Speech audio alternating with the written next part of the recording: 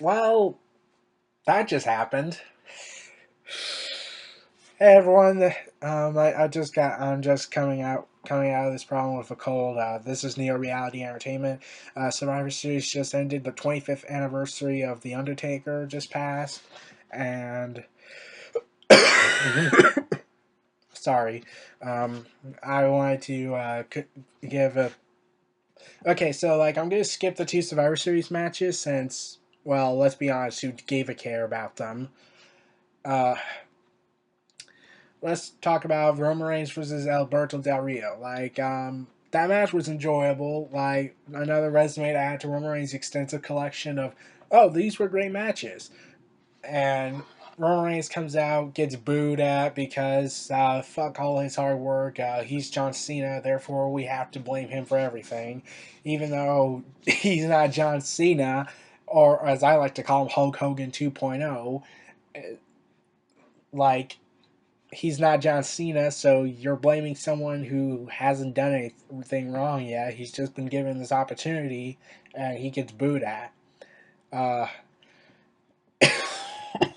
so, I know they focused extensively on Roman's arm, but they kind of kept switching back and forth with the arm. Like, 1 minute it's his right arm, then it's his left.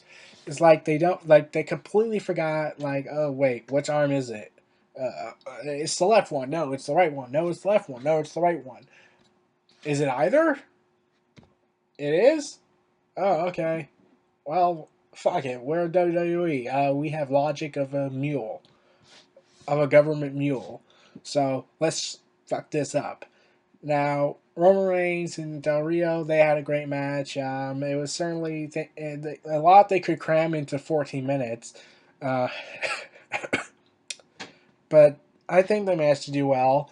And along with Dean Ambrose and Kevin Owens, they had a solid match. It wasn't as great as Roman Reigns Del Rio. I was expecting more. I was expecting Kevin Owens to use more Eddie Guerrero tactics like he did on SmackDown when he first encountered Dean Ambrose in a first match. Now, sorry, I've just been dealing with a cold since it's winter and all that. But my main problem was mainly why did Del Rio and Kevin Owens lose cleanly? I was expecting, I get Del Rio, no one gives a care, but Kevin Owens, I was expecting a dusty finish, they would expect Kevin Owens I was expecting Dean Ambrose to do a small package, a roll up, a quick roll up, or Kevin Owens disqualifies himself accidentally. I was expecting that to happen.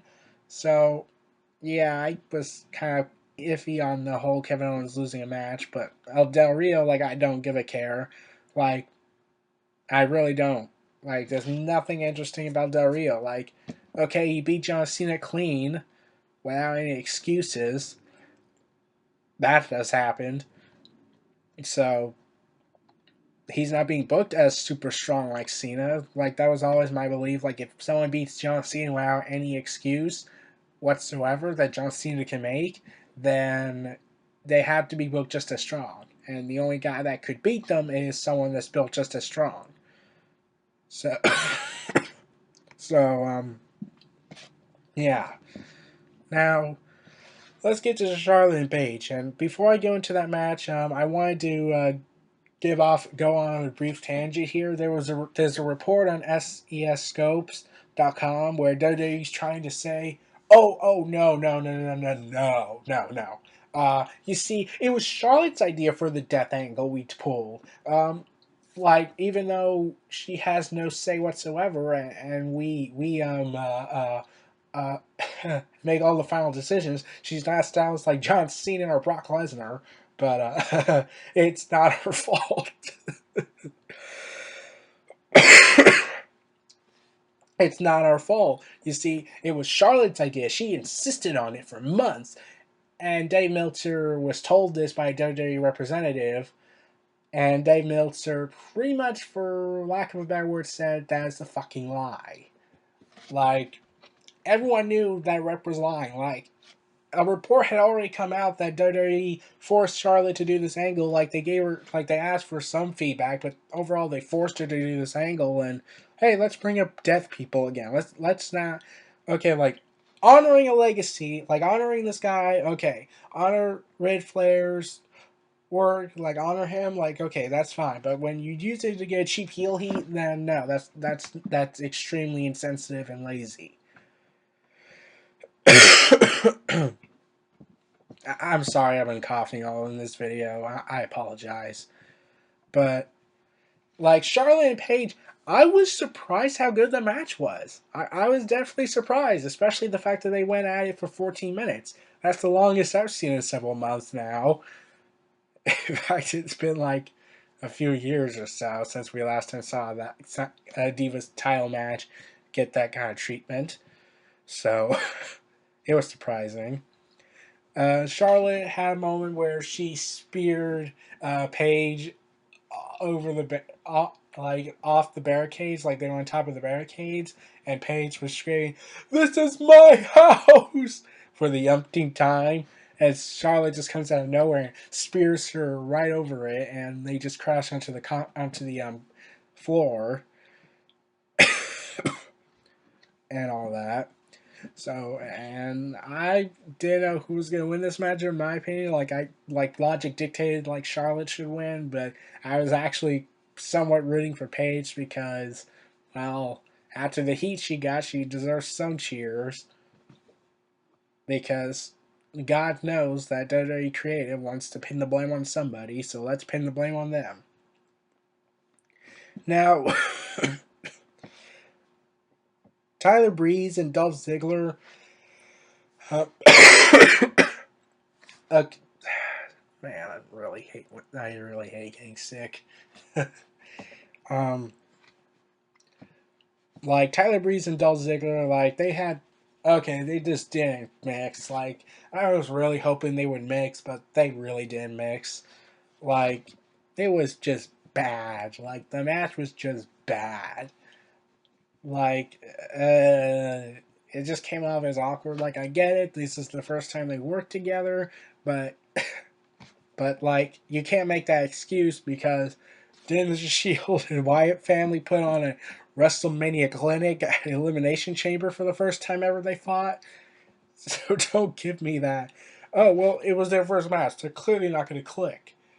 I mean, like if you say, oh, it was also because of their time, which was 6 minutes and 40 seconds, I could give you that kind of point. But overall, like the match was just bad. But it was the second worst match of the night. You want to know what the worst match of the night for me was? I'm going to probably get some heat on this, but the Brothers of Destruction versus the Wyatt family. Yep, that was the worst match of the night. Like, coming off of this amazing entrance for The Undertaker for 25 years, a coffin showing his transformations over the years from the Phenom to the Ministry to the American Badass, which was a nice touch to add. Like, they kept trying to erase that from history, but now they decide, you know what, fuck it, let's acknowledge it. But finally, to The Undertaker we see before us today after 25 years. The match was bad. They weren't given enough time. There was not really that many epic moments that you would expect from The Undertaker when he wrestles. So, yeah. And I laughed at this opening right before the match started. Eric Rowan's getting impatient and runs into the ring to go after them, and I'm thinking to myself, like I did a riff track, like thinking what Eric Rowan's thinking, like I will get relevancy, and fail miserably. Like that was the only thing that came to mind. Like Eric Rowan was thinking to his head, I shall get relevancy, and then ultimately fails to do so. Like, all he got was a choke slam, and, like, that's really sad.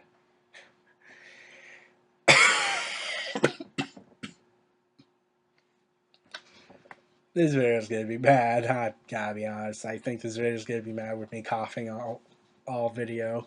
Sorry. But, so, the match just felt really lackluster. It felt like it was missing something. There was not really that big epic feel. Like they just kept the commentary kept saying, "Oh, let me get on to the commentary after this." Before I talk about the main event, let me get on to the commentary after I talk about the Brothers of Destruction versus the Wyatt family. Um, I kept wondering, okay, they really built this match up. They really built up the Undertaker versus the Wyatt family. So, is this the main event? No, that's not the main event. Wait, what? This isn't the main event? But this is the Undertaker show, pretty much. It's his 25-year anniversary. Why is this not the main event? If they were given the main event, they probably would have given more time, especially since the show ended at 10:40. So, but yeah, that happened. So, even though Tyler Breeze and Dolph Ziggler didn't really have a great match and was filled with botches, the Brothers of Destruction and the Wyatt family for me was the worst match of the night because it kind of you get this big feel, but then ultimately get disappointed. Like, and they only went at it for 10 minutes. 10 whole minutes.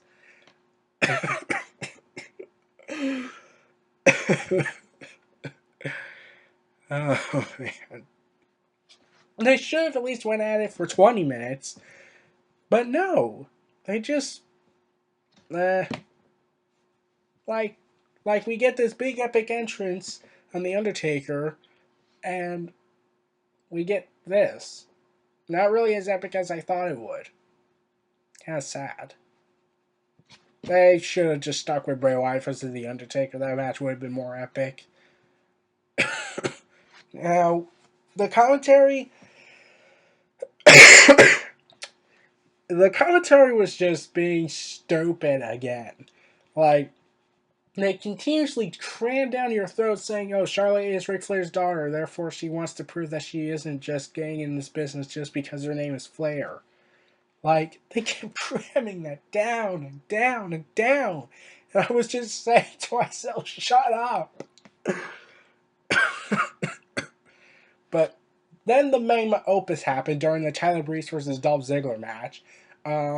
When Dolph Ziggler's doing those elbow drops, and then JBL just blurts out saying, "Oh, these elbow drops almost killed the king." Really? You're really gonna go there? Really, JBL? Like, I bet even the commentary team just stopped. They just stopped for like several seconds. It was it was just really uncomfortable silence for like a couple of seconds. But even I was like, you do know the guy's right there, right? He just had the heart attack. He had a heart attack. He's right beside you. Okay. Fuck you, Vince.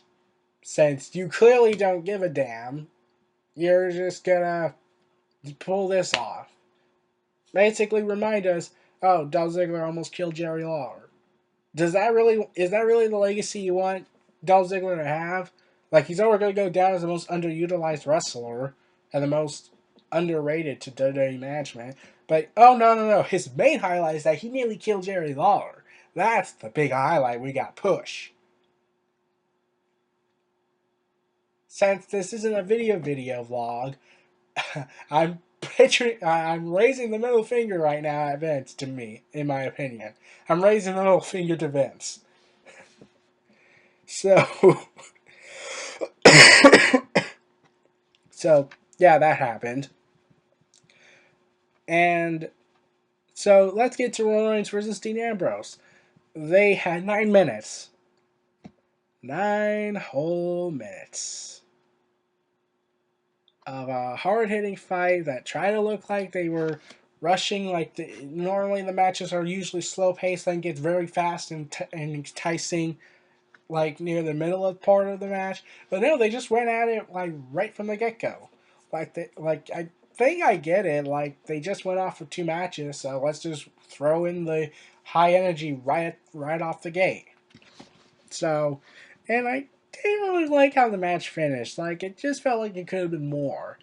And Roman Reigns wins, spear, everyone mad, and a lot of people are mad saying, oh, where's the Montreal screw job? Then Triple H comes out, congratulates Roman Reigns, Reigns spears him, and I'm just going to say it, fuck you, WWE, because I want to see Roman Reigns and Triple H tear each other apart in the ring, and like, let's just tease them, tease them, tease them, tease them. Oh, no, we can't have the match happen because, because reasons. So, yeah, I was pissed off on that because, by God, they keep teasing this match like it's going to happen, but then they don't go forward with it. Like, does anyone else get a little bit pissed off at that? Huh? That they tease Roman Reigns versus Triple H and they don't do it? Like, that's kind of pissing me off at times. Like, all this year they've had stare down, Triple H making matches for Roman Reigns more difficult, him battling the authority, and they don't accumulate it with a Roman Reigns versus Triple H match. Like, what the fuck? Then Sheamus comes out of nowhere, bro kicks Roman Reigns twice, wins the world title. I was wondering where was Dean Ambrose during this whole thing. Like, I did see him leave. Like, I could have sworn he was still outside the ring on the floor, I think, taking a breather. So, yeah. And that's it. That's pretty much it. That's how the show ended. The Roman Empire just started, and because fans are being little, because fans don't want Roman Reigns, that they're willing to make ISIS comments. I'm still pissed off at that on Wrestling Incorporated. The comment section blow up because of that threat. And mostly we're saying, oh, even they don't want Roman Reigns to win the world title. Like, I get the fans hate Roman Reigns. A lot of fans do. And that's fine. But are you this desperate to not see him champion that you would take a terroristic threat? I'm ashamed to be a fan, to be honest, on that. So, and then after the show, they cut back to it on the WWE Network. Roman Reigns is breaking down in tears. He's crying. And I felt really sorry for him because WWE screwed you over again because they're too much being whiny little bitches. They're too much being having no balls to crown you as king, pretty much. So, yeah. And Roman Reigns is like looking at everybody, and everyone's booing at him because fuck all his hard work. And I was expecting him to grab a microphone and just tell everyone to go fuck themselves. I was really honestly expecting that. In fact, I was pretty much all for it. Like, hey, these guys are booing you, tell them to go fuck themselves. I was all for it. I would have glad to see that. But they never did. Roman Reigns just broke down, walked to the back. That's pretty much it. Not the greatest way to close out.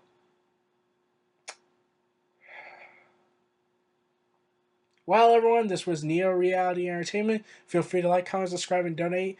And stay tuned for more. And I'm sorry I've been coughing all in this video. I'm really sorry.